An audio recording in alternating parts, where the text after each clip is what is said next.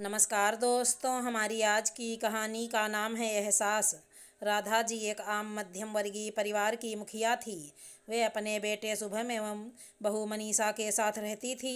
एक बेटी सीमा थी जो कि विवाह के पश्चात अमेरिका में जाकर बस गई थी। राधा जी के पति की मृत्यु बहुत पहले ही हो चुकी थी।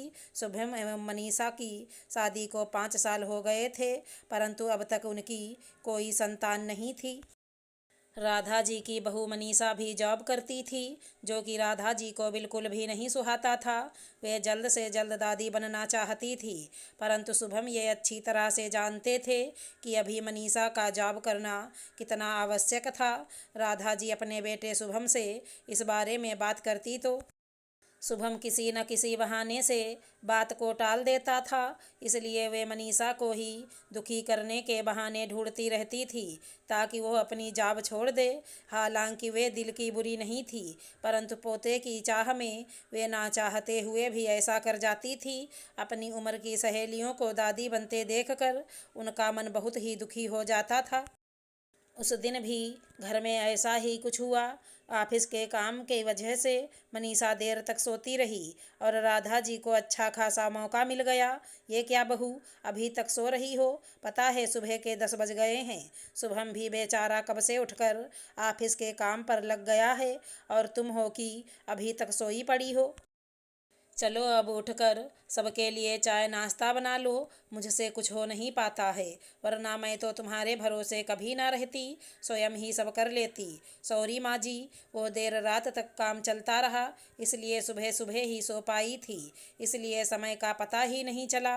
आप चलिए, मैं अभी जल्दी से आती हूँ।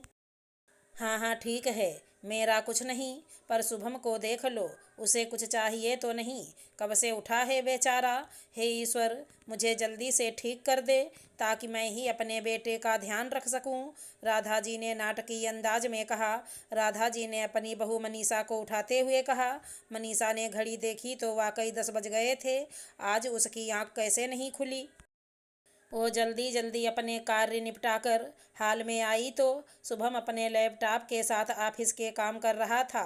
उसने किचन में जाकर चाय नाश्ता बनाया और फिर रात के बर्तन साफ किए और झाड़ू पोछा करके नहाने को चली गई। दरअसल काम वाली बाई भी नहीं आ रही थी। मनीषा स्वयं एक इंटरनेशनल कंपनी में काम करती थी। उसका ऑफिस टाइम निश्चित नहीं होता था, ज़्यादातर उसे रात में देर तक काम करना होता था। कल भी उसका काम देर तक चलता रहा, इसलिए वो देर तक सोती रही। मनीषा नहा कर आई तो देखा कि उसकी सास अपने कमरे में अपनी सहेली से फ़ोन पर बात कर रही थी। बातचीत में अपना नाम सुनकर मनीषा सास की बात सुनने लगी। अरे शारदा, तुम भी अपनी बहू को अधिक सर पर मत बैठाओ।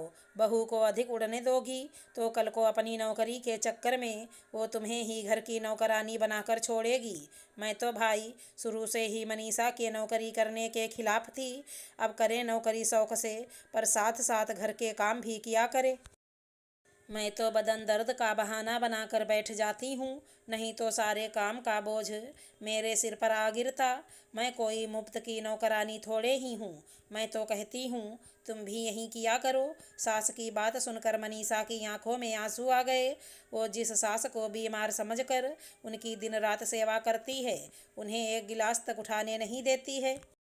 सारा दिन घर का और रात को ऑफिस का काम करके थकान से चूर होकर भी उफ तक नहीं करती। उसका ये फल मिला है उसे। माना वे मेरी नौकरी के खिलाफ हैं, मगर यदि घर की किस्त नहीं होती तो मैं भी कभी नौकरी नहीं करती। शुभम का बोझ कम करने के लिए ही तो वह नौकरी कर रही थी। खैर, अभी के कठिन समय में वह सास से किसी भी बात पर बहस नहीं करना चाहती थी जिससे घर का माहौल खराब हो, इसलिए वो उनकी बात को नज़रअंदाज करके वहाँ से चली गई।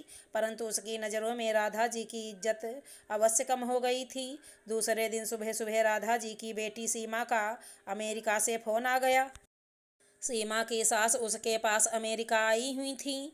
आदत के अनुसार राधा जी ने जैसे ही सीमा की सास की बुराई करनी चाही, वैसे ही सीमा ने उन्हें डपट दिया। माँ, आप बिल्कुल भी माँ जी के बारे में अनाप शनाप नहीं बोलेंगी। पता है आपके चक्कर में आकर मैंने उनके साथ कितना बुरा व्यवहार किया था। परंतु आज मुझे उनकी कीमत पता चल गई है।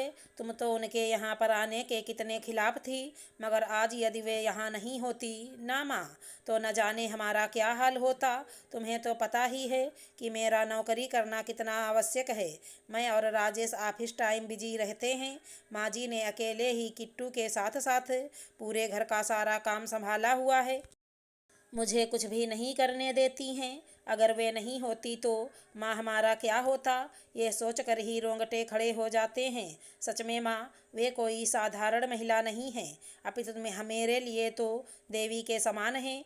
मेरे इतना अपमान करने के बावजूद। और सीमा रोने लगी।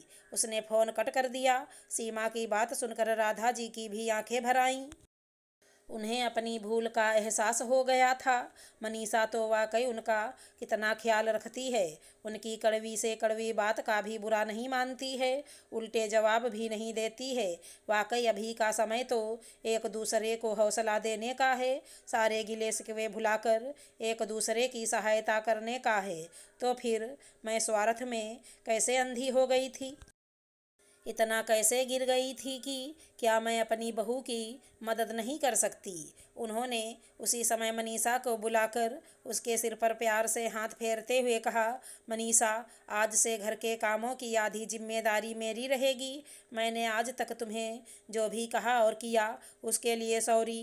चलो अब तुम जाकर आराम करो, खाना मैं बना लूँगी। इधर सास का बदला हुआ रूप देखकर मनीषा की भी आंखों में खुशी के आंसू आ गए एवं अपनी सास के प्रति उसके मन में फिर से पहले वाला सम्मान वापस आ गया था।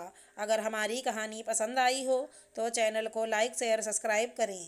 राधे राधे दोस्तों।